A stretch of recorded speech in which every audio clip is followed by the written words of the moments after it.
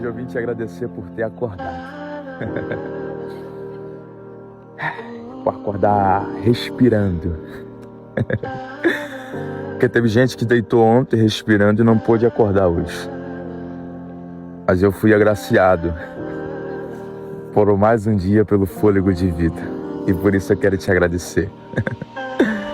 Agradecer porque tinha tantas pessoas, mas o Senhor olhou para esse falho, pobre pecador, e me deu mais uma oportunidade.